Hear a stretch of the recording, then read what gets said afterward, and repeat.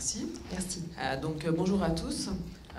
Je dirige au Centre des sciences du goût et de l'alimentation une équipe qui s'intitule Déterminants du comportement alimentaire au cours de la vie et lien avec la santé. Au cœur de notre expertise, on étudie le comportement alimentaire effectivement à différents âges de la vie, chez les enfants, les adultes et les seniors. Aujourd'hui, je vais me focaliser essentiellement sur le comportement de l'enfant, mais on a aussi des compétences sur ces autres âges. On s'intéresse à l'effet de différents déterminants, donc qu'ils soient liés à l'aliment, par exemple déterminants sensoriels ou liés à la composition nutritionnelle, ou liés au mangeur, comme par exemple son expérience ou son profil psychocognitif, dans quelle mesure ces éléments peuvent moduler son comportement. On veut regarder aussi les interactions entre le comportement alimentaire et l'état de santé des sujets, donc par exemple l'obésité et dénutrition, qui sont deux cibles en termes de santé qui nous intéressent en particulier. Pour placer un peu les travaux qui nous intéressent, je voulais parler de l'alimentation et de ses fonctions, au-delà de la fonction nutritionnelle qui a été largement évoquée ce matin, puisqu'évidemment c'est la fonction primaire de l'alimentation, mais l'alimentation couvre différentes fonctions dans notre société. Elle contribue aussi au plaisir et souvent les choix alimentaires sont effectués en fonction de cette recherche et du plaisir et pas uniquement en lien avec l'optimisation nutritionnelle. Et l'alimentation contribue aussi à la définition de l'identité individuelle et à des processus de socialisation extrêmement importants pour une espèce sociale comme l'homme. On parlait par exemple ce matin de nutrition personnalisée et de la meilleure manière d'optimiser finalement les apports individuels, ce qui présente un intérêt évident, mais je pense qu'il ne faut pas non plus oublier qu'on veut manger socialement et qu'on veut encore pouvoir partager certains aliments ou certains repas. Un enjeu, ça va être peut-être d'arriver à concilier ces différents aspects. Je ne vais pas répondre à tous ces aspects aujourd'hui.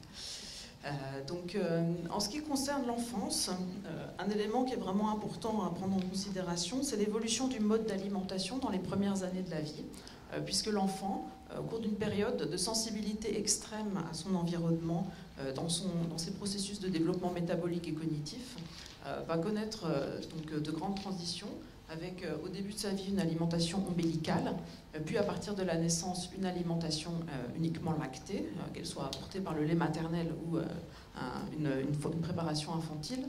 À partir du milieu de la première année, une alimentation diversifiée, suite à la diversification alimentaire, donc plus ou moins diversifiée, plus ou moins riche en fibres effectivement, mais qui va s'enrichir vraiment fortement à partir de cette étape, puis le passage à la table familiale vers l'âge de 2 ans. Tout ça avant l'apparition de ce qu'on appelle la néophobie alimentaire, donc le refus des aliments nouveaux qui concerne une grande majorité d'enfants. Et donc on voit apparaître ici une fenêtre de temps au cours d'une période qu'on appelle les 1000 premiers jours de la vie, au cours de laquelle on voit apparaître des transitions majeures dans le mode d'alimentation. Et l'enfant doit apprendre son comportement alimentaire au cours de cette période. Il doit apprendre à manger, donc comment manger, éventuellement finger food versus utilisation d'ustensiles, quoi manger, combien manger, quand, dans quel contexte. Et finalement, tous les éléments qui forment ultérieurement la base de son comportement alimentaire. Ce qu'on a observé dans des travaux précédents, c'est qu'à l'issue de cette période, vers l'âge de 2 ans, on observe un phénomène de tracking, c'est-à-dire de stabilité des préférences. Et ce qu'on voit, c'est que le comportement alimentaire observé à l'âge de 2-3 ans dans des cohortes d'enfants prédit significativement le comportement alimentaire qu'on voit au début de l'âge adulte, en fait. Et donc, les comportements sont déjà établis, pas complètement établis, ils restent flexibles tout au long de la vie, on est aussi capable de s'adapter tout au long de notre vie, mais ils sont déjà largement établis au début de cette période, donc ce qui nous incite à vraiment comprendre les phénomènes de formation des préférences et des comportements au cours de la période précoce. Malgré tout, on s'aperçoit que chez certains enfants plus grands, d'âge scolaire, les comportements ne sont pas optimaux, et notamment la consommation de certains groupes d'aliments, type légumes, légumineuses, dont la consommation est fortement recommandée pour de très bonnes raisons nutritionnelles, et reste largement inférieure aux recommandations. Et donc, on cherche aussi à comprendre comment favoriser des choix plus sains chez des enfants plus âgés. Et donc c'est là où on souhaite utiliser effectivement le plaisir comme levier pour une alimentation saine. Donc on l'a expliqué dans une revue de la littérature qui est parue récemment et qui était largement écrite par une doctorante qui vient de soutenir sa thèse, Lucille Marty. Donc le plaisir alimentaire, on l'a conceptualisé ici en 3 dimensions. Tout d'abord, une dimension sensorielle, donc vraiment le plaisir lié aux propriétés sensorielles des aliments, une dimension psychosociale et une dimension interpersonnelle ou commensale du plaisir. Donc pour être plus explicite, donc, la dimension sensorielle, c'est vraiment le plaisir lié à la consommation de l'aliment, propriétés énergétiques et nutritionnelles, et sensorielles, pardon. Donc, en matière de préférence alimentaire, ce qu'on peut dire, c'est qu'à la naissance, l'enfant naît avec simplement un attrait précoce pour la saveur sucrée. Le reste est construit sous l'effet des expériences alimentaires, donc à différents âges, je n'ai pas vraiment le temps de détailler. Et donc, les expositions et le fait de pouvoir découvrir des aliments génèrent le plaisir, contribuent à construire ce plaisir de consommer des aliments. Il y a vraiment un phénomène lié à l'exposition et à l'acquisition d'habitudes alimentaires. D'un autre côté, certaines dimensions liées aux attributs de l'aliment peuvent aussi favoriser des choix, ou en tout cas inciter les enfants à apprécier des aliments et à vouloir les choisir. Donc, l'ensemble de croyances liées aux aliments va aussi être associé au plaisir. Donc, assez fréquemment, ce levier est utilisé pour des aliments dont la consommation n'est pas forcément recommandée. Et donc, on peut aussi essayer d'utiliser ces voies pour favoriser la consommation d'aliments qu'on souhaiterait plutôt favoriser.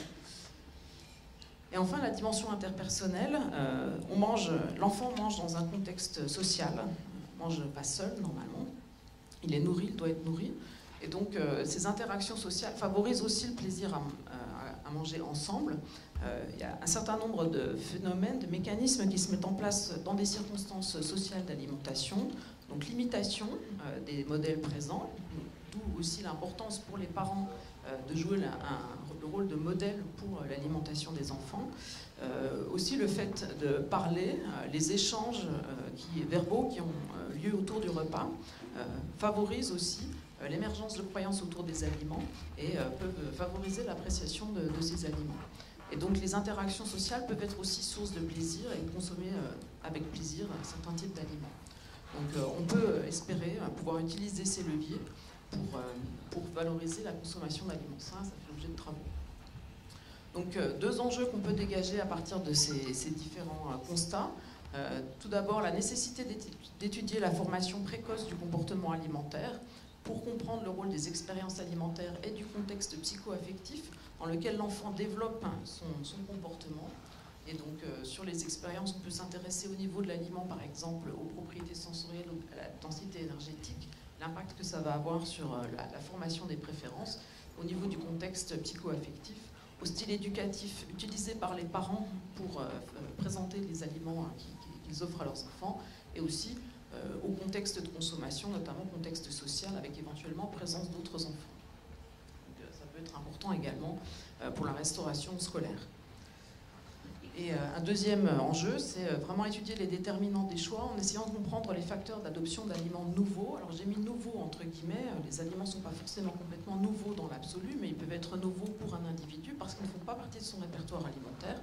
Je pense par exemple aux légumineuses dont on a parlé précédemment, qui ne sont pas nécessairement appréciées des enfants s'ils n'ont pas déjà développé l'habitude de les consommer.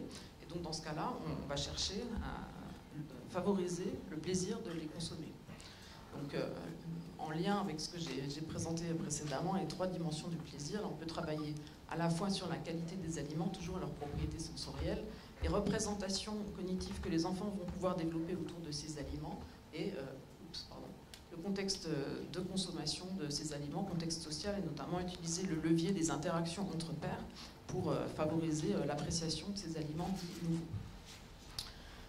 Donc voilà, pour cela, on peut se poser la question comment on étudie le comportement des enfants. Donc on a des approches soit très labo à partir des équipements dont on dispose, par exemple au Centre du Goût, en termes de salles d'évaluation sensorielle, restauration scolaire pour les enfants. C'est un contexte vraiment très intéressant puisque là, l'enfant est dans son contexte naturel et donc on peut plus directement accéder à sa façon de penser.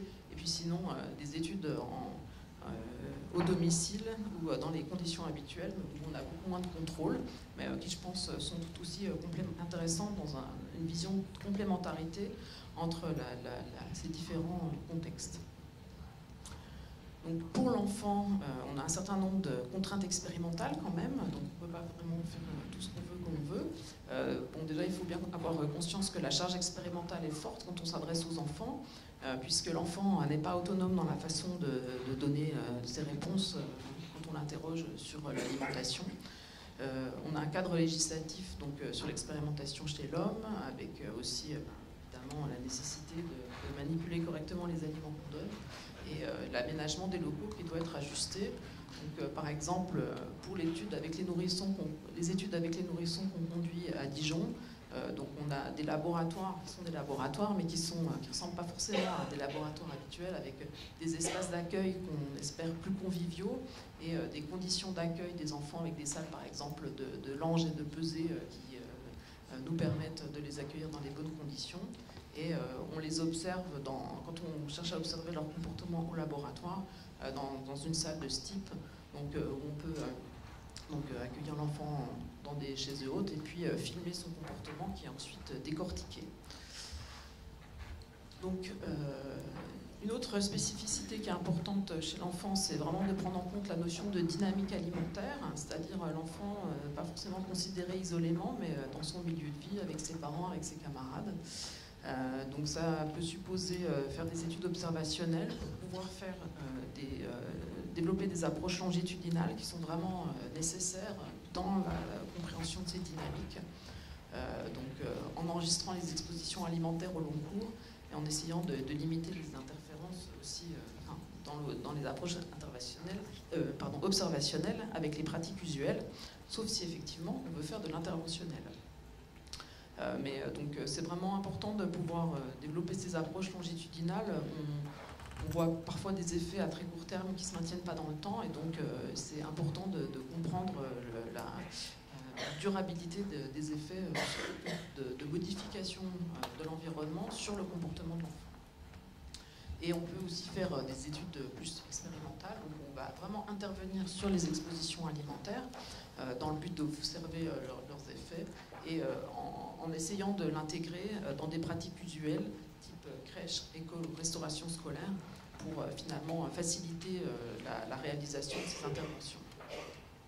Donc ça, c'est des choses qu'on a pu faire au laboratoire, dans l'équipe, de différentes manières. Donc on a par exemple monté une cohorte qui s'appelle Opaline pour l'Observatoire des préférences alimentaires du nourrisson et de l'enfant. On a étudié de façon très détaillée les conditions de formation des préférences pendant les 2 premières années de la vie et l'impact sur le comportement ultérieur. On participe aussi à la cohorte ELF, donc l'étude longitudinale française depuis l'enfance, qui est une cohorte nationale cette fois-ci, de plus de 18 000 enfants inclus à partir de la naissance et qui seront suivis pendant de nombreuses années, des années qu'on espère le plus longues possible, selon les financements qui seront disponibles. La cohorte a été montée en 2011 et on est actuellement au suivi des enfants dans leur 7e année.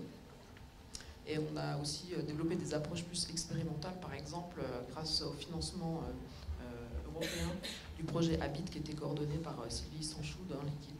Et actuellement, on a des financements de l'ANR, par exemple, pour essayer de combiner aussi ces 2 approches et comprendre le développement du comportement chez l'enfant. Donc, quelques exemples de réalisation. On a fait quelques travaux qui montrent le rôle de l'allaitement dans la construction des préférences, et donc des expériences dans le cadre de l'alimentation lactée sur le développement des préférences à plus long terme. Évidemment, le rôle des pratiques de diversification dans la formation du comportement. C'est vraiment la période où l'enfant va apprendre à manger un univers d'aliments qui sera ultérieurement son univers d'aliments. Avec la mise à jour de travaux, d'effets, de l'exposition en particulier à différentes saveurs, à différents arômes, à différentes textures dans le développement des préférences. Et donc tout ça en interaction avec les pratiques parentales d'alimentation, évidemment. On s'est intéressé aussi au rôle du goût des aliments dans la régulation des consommations, en regardant aussi l'impact sur les quantités consommées et sur l'ajustement de ces quantités à la qualité des aliments, notamment densité nutritionnelle. Et on s'est aussi intéressé au contrôle de la prise alimentaire et à son étude, pour essayer de comprendre dans quelle mesure la densité énergétique des aliments pouvait moduler les quantités consommées par les enfants. Donc peut-être de nouveaux champs d'investigation, vecteurs d'innovation. Je ne l'ai pas extrêmement détaillé, mais je pense que peut-être vous pouvez vous en emparer pour adapter en fonction des univers de produits qui vous intéressent. Pour la période précoce, je pense qu'on peut montrer le rôle qu'un aliment peut jouer dans ce que j'ai appelé l'éducation alimentaire de façon très générique, à court et à long terme, c'est-à-dire formation d'habitudes, on espère le plus stable possible. Par exemple, formation d'habitudes en termes d'adoption de bons comportements, de bonnes habitudes, consommation notamment d'aliments végétaux, légumes, légumineuses, riches en fibres, dont on a vu tout l'intérêt nutritionnel précédemment. Et puis aussi peut-être un vecteur d'innovation dans le fait d'aider les parents à adopter des bonnes pratiques et des bonnes habitudes alimentaires. Donc évidemment l'enfant est la cible, mais on a toujours le filtre des parents pour cette période précoce qui est évident. Et donc essayer de faciliter les choses pour que les parents puissent facilement mettre en œuvre des changements qu'on leur propose. Et pour les enfants d'âge scolaire, je pense que ce qui est important, c'est de proposer des aliments qui puissent satisfaire finalement les 3 dimensions de plaisir dont j'ai parlé précédemment. Des aliments qui soient bons au goût, évidemment, c'est la condition sine qua non pour les enfants, et des aliments qui soient aussi bons à penser et bons à partager. Et c'est peut-être sur ces points-là que les aliments dont on veut plus fortement valoriser et promouvoir la consommation pêchent encore et sur lesquels on peut peut-être travailler pour améliorer les choses. Voilà, je voulais simplement vous remercier pour votre attention et aussi remercier les membres de mon équipe qui travaillent sur ces aspects, ainsi que qui sont listés ici, et ainsi que les membres d'autres équipes du CSGA qui contribuent aussi à ces travaux. Et donc, vous aurez en particulier tout de suite une présentation de Carole Tournier sur des travaux qu'on a menés sur l'acceptabilité de la texture, et tout à l'heure une présentation par Sandrine Modry-Patrice sur plutôt l'acceptabilité des protéines végétales. Je vous remercie pour votre attention. Merci Sophie Nikos. Je ne peux pas m'empêcher de mettre mon grain de sel. J'ai vu le logo d'une grande marque de fast-food dans vos slides. Je suis maman d'une fillette de 8 ans qui est très gourmande et qui adore cet endroit. Pourquoi les fast-food plaisent autant aux enfants? Parce qu'ils conjuguent les 3 facteurs dont vous parlez, goût, plaisir de partager, facilité de... Pourquoi ça marche autant les fast-food auprès des enfants? Je ne suis pas sûre qu'au niveau du goût, ce soit le top, personnellement, mais en tout cas, je rapporte les propos de mon fils la première fois qu'il est allé dans ces fast-food et où il a trouvé que les frites étaient mauvaises. Donc finalement... Bravo, vous l'avez bien éduqué. Voilà, on est un peu obligé. Là, on a vraiment une survalorisation de la dimension commensalité et de la dimension croyance. Donc on apporte énormément d'éléments ludiques, de jeux, de détente, de plaisir, mais autres que liés au contenu de l'assiette, qui valorisent fortement les produits qui sont, enfin en tout cas, le contexte de consommation. Donc ça peut être une piste, enfin, on peut très bien détourner ces moyens pour essayer de les appliquer à des choses dont on veut promouvoir plus saines. Oui. D'accord, merci.